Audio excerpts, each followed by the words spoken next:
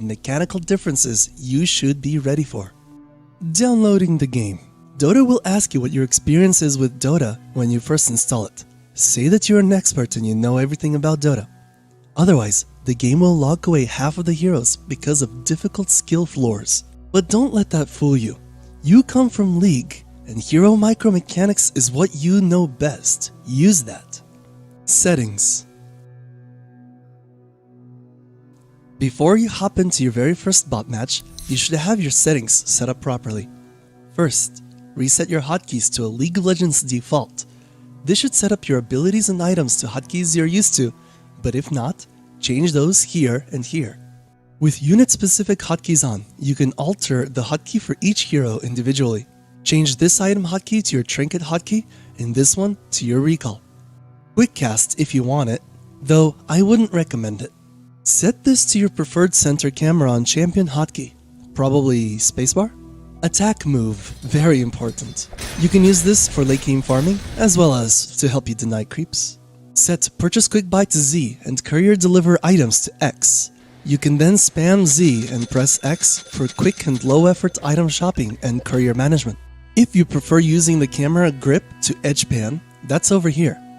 Set up the game pause hotkey, advanced.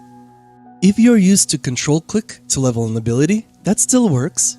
If you want a dedicated button to toggle learn mode on or off, that's over here. Cancel action. I like using S. This is useful for when you want to stop auto-attacking, going through teleporters, or to cancel channeled abilities such as a town portal scroll. Until you get used to the control groups, select all other units can be your easy go-to.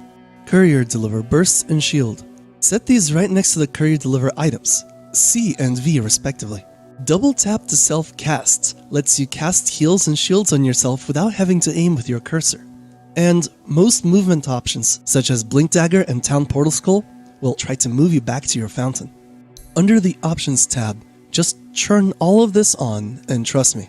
If you change right-click on Ally to deny, you can use just basic right-clicks to deny creeps instead of attack move. Turn this on so that your select hero hotkey will actually move the camera around, just like you're used to. To see hero icons on the map instead of colors by default, turn this on. You can also move your map to the right by checking this on. Advanced. League players often use attack move on ground to try and hit the closest unit to the cursor and not to their champion. If you want that function in Dota, set smart attack move to on. Set auto repeat right mouse button to on, so you can hold down the mouse button instead of spamming it and annoying your girlfriend. Social. Allow chat from all players, you pussy. Audio. If you don't want your hero to talk to you every second, set this to events. But if you like hearing voice lines, use all. And that's it with the settings. Roles. I covered this in my intro to laning phase video, so if you want more details than what I'll share here, go there. Here's a quick summary. Position 1, the hard carry. Defined by having a damage steroid, these are your typical ADCs or marksman heroes, starting weak and scaling hard with items. Position 2, the mid. You already know this one. Position 3, the offlaner. Requires less farm than 1, less experience than 2, and just likes to bully the other guys. Convention says this is your tank, but not always. Position 4, the soft support. This guy gets off by running at you. If it's a hero that goes, fuck farming, I want blood and murder, then that hero is a good candidate as a 4. Position 5, the hard support. This is your typical ward bitch and likes playing defensively, often picking up saving items like Force Staff or Glimmer Cape. Want more info? I made a whole playlist comparing Dota and League roles, and would suggest going over that now, links and stuff below. If you want more general info on what to do in the laning phase, I have a video on that too. And finally, if you want to learn strategy and tactics from me, I regularly coach League players learning Dota as a hobby. Reach out, join Discord, or just message me here. Let's talk. The map. Between and surrounding the lanes is the jungle. Go here for safe but difficult farm. Jungle creeps give less golden experience than lane creeps, but more of them spawn per minute, and you can stay out of enemy vision while farming here. Warning, jungle camps have abilities and will totally use them to fuck you up. Few heroes can start the game in the jungle, so it's best to just stick to a lane until you can start clearing the jungle camps effectively. Scattered throughout the jungle are control points called Watchers. These provide vision to the team that takes them. Take enemy Watchers to disable them. Trees can be destroyed by some spells and items.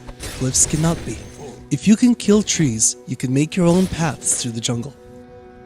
At 20 minutes, 2 Tormentors spawn here and here. These are a team DPS check that returns damage to all nearby heroes. Kill these for free Aghanim shards. Roshan, Dota's version of Baron, spawns and hangs out here or here, moving between the two in the day-night cycle.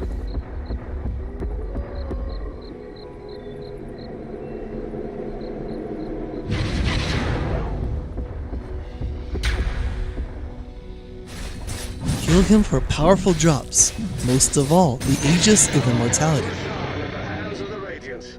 Good riddance. It's a one-time use Guardian Angel.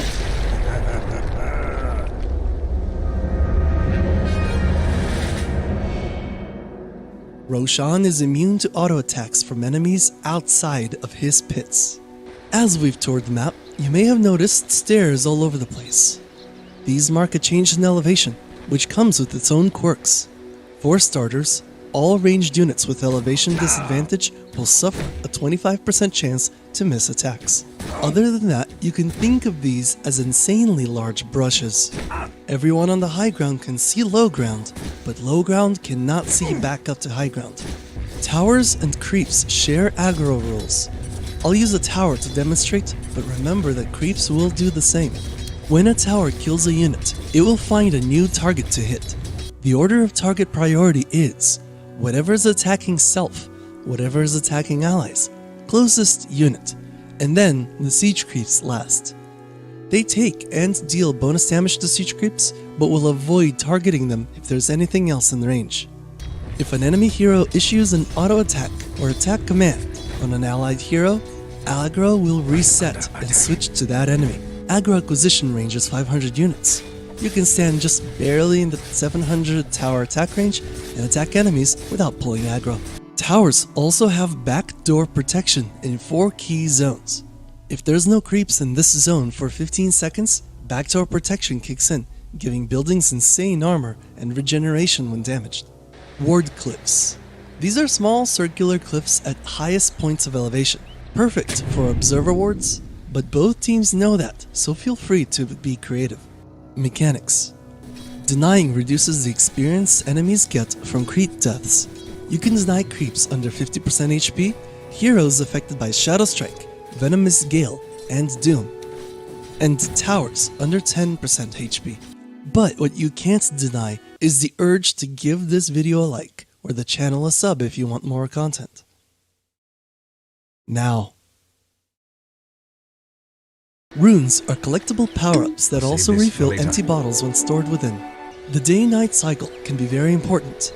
It affects the line of sight of most heroes, and at night everyone gets an out-of-combat movement speed buff. Some abilities are stronger during the day or night, while others can temporarily make it day or night.